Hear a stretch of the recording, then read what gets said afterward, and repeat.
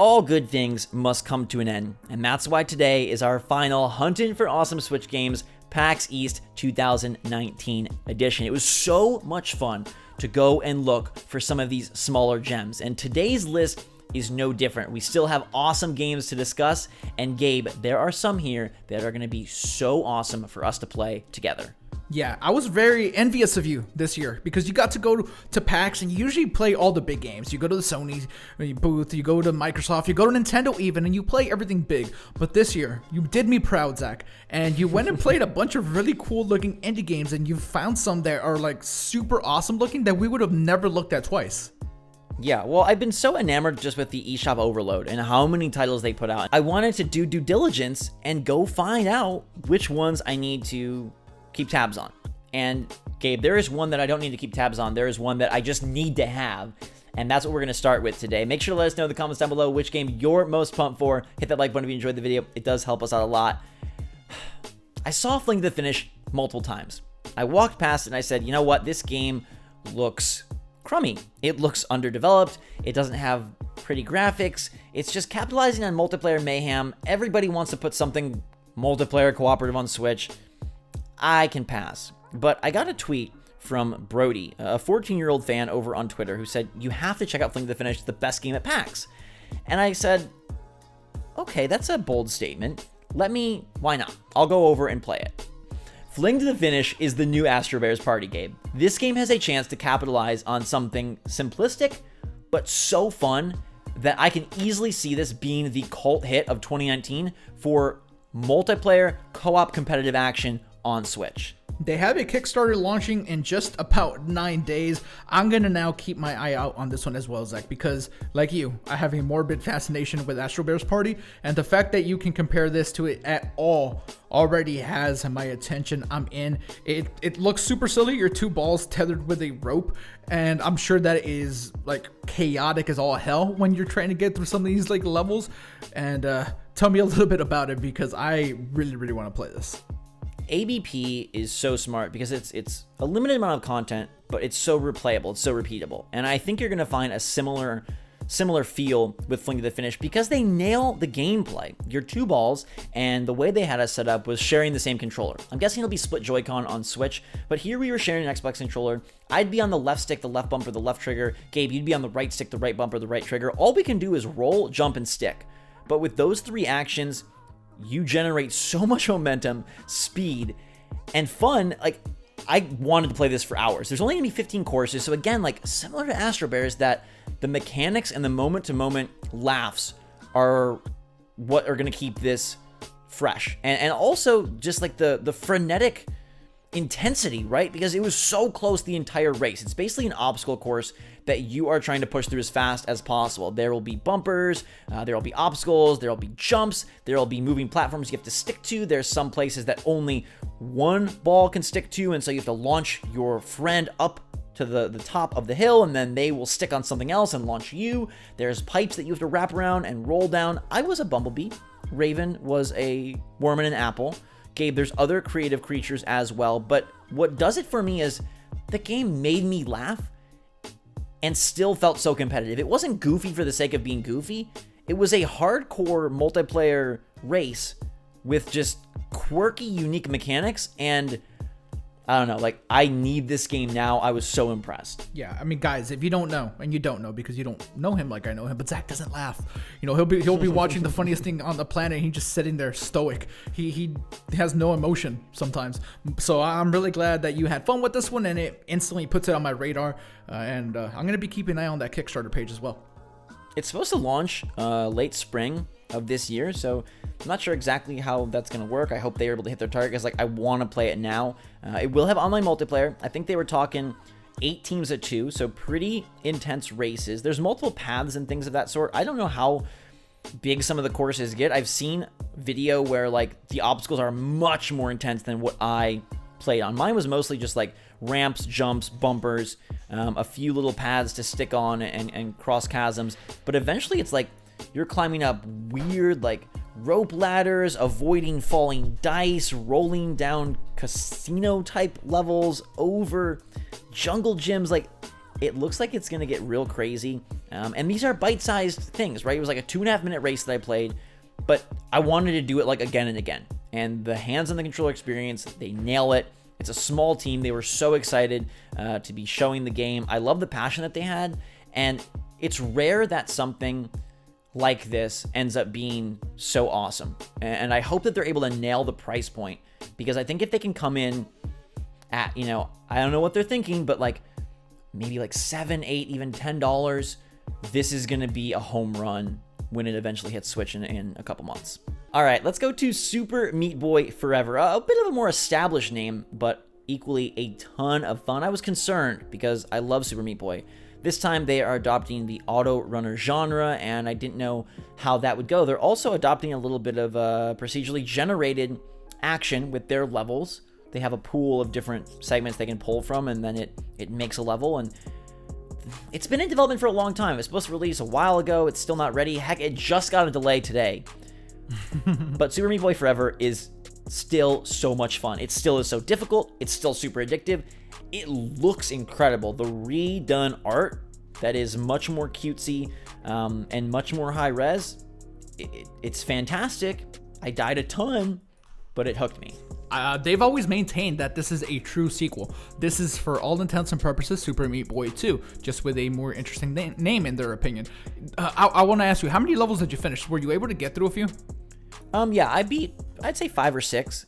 They had a lot unlocked there, and they do get difficult quickly. It was really fun to switch back and forth between Meat Boy, Bandage Girl in the new aesthetic, but still having all the same crazy bloody gears and platforms and all sorts of things that are trying to eviscerate you as immediately as possible. There are going to be a ton of levels and a ton of challenge. It has that instant feel of like, as soon as you die, you're back in. As soon as you die, you're back in. And I felt like they paced things and checkpointed things really well. Given an auto runner, it may be real easy to screw that up, I would think, in terms of how do you respawn the player, where do you put them. But I felt like it nailed every time you accomplished a difficult segment. Like, okay, you hit an invisible checkpoint, and if you died, you were brought back there. It didn't cheat the level in any way. It didn't like, oh, you got past one jump. It was sequentially based, and it's probably due to the procedurally generated nature of the segments. But I didn't feel like I was getting screwed over, and it kept it really engaging the whole way through. One of the most interesting gameplay mechanics it has is that you can like level up the levels themselves. That like if you beat a level, the next time you play it, it'll give you a more difficult version of that level. Did you get to experience that at all? I threw it on some of the harder difficulties, and I could not win. And I was, because I didn't have a lot of time, I wasn't able to see like, oh, let's play this level on normal and then move up. So there were some elements I was like, am I supposed to know how to deal with that? Or is that only here because this is like the supercharged version? I think it's going to be a lot of fun, though, to push yourself to complete levels in that way. Just like with Celeste, with the B-sides and things of that sort, it's always fun to test your skills. And Super Meat Boy Forever absolutely will. I guess the good news here, though, is given the auto runner nature, given that, it's jump and dive and slide, jump attack, could it feel like a lame mobile iteration?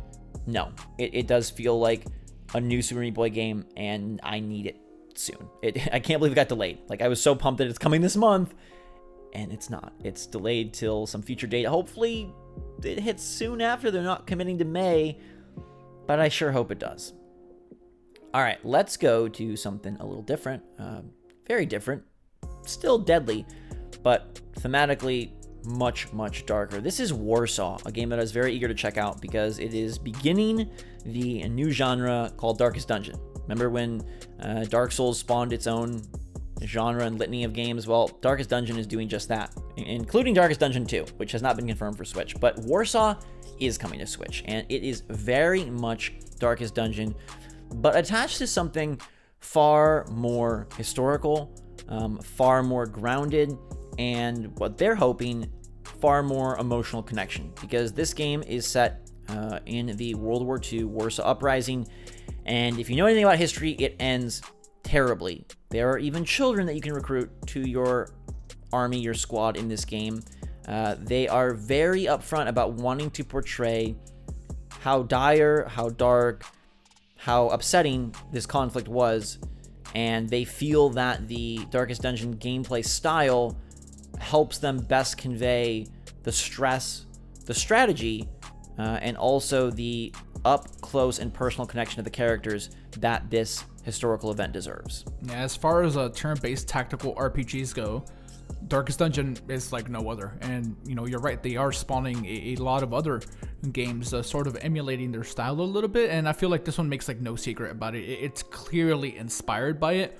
And Absolutely. The fact that it's going to have a little bit of a darker story, not that Darkest Dungeon is dark, it's pretty darn dark, but, you know, just based on the fact that this is like, you know, inspired by stuff that really happened, it's going to definitely make it feel a little bit different. I would say combat and the system borrows extensively from Darkest Dungeon. There are some different quirks. The way that you position your characters, I feel, is even more important. You can flank. There's 2 different lanes. It's interesting to note that the game started as a Metroidvania. What? Yes, but they felt that you being a character jumping and bouncing around didn't really pay a respectful enough tribute to the events. So they wanted to go with something that allowed for more of a story focus and a somber focus. And that's not to say that the game isn't fun, and it shouldn't be fun, because it does retain a lot of the elements that make Darkest Dungeon addictive and make Darkest Dungeon fun. One thing that I like that is different here is the base of operations is much more akin to something like XCOM than it is Darkest Dungeon. You see your building of all of your recruits, and like the little boy had recruiters over there playing with trains, and it's like a very comic booky look, but it gives like such a nice sense of place. I feel like they had a good tone here, and I feel like it's something that they needed to hit, and they did. And I like that you get to sort of see all of your characters in the base, and it felt more, I guess what they wanted to do. Like, it felt like you had more of a connection to the characters than how Darkest Dungeon is a bit more menu driven. But if you like Darkest Dungeon, I think you'll like this. If Darkest Dungeon felt too much for you, too slow paced, this isn't going to win you over. But they are trading the mystical for the historical, and I'm sure that will push and pull players in different directions. I did like it, and I was impressed by the quality from their team. Yeah, are they holding to the Q3 like release time frame? I mean, that's what it says. That's what it seems like. Yeah, okay, it seems like that for PC and coming to Switch, which is great. So you know, it's definitely one. It's more of a targeted title for a specific audience, but it's quality, and you should keep an eye on it. All right, Gabe, let's go to Kunai, which is a very silly looking game about it kind of looks like a computer screen with arms and legs. It's a bit interesting how this character was crafted, but it is a fast-paced game where they say the number one bullet point is be a freaking ninja. It's a big Metroidvania type game. You have very fast moves, you're deflecting bullets, you're taking enemies out, you're jumping.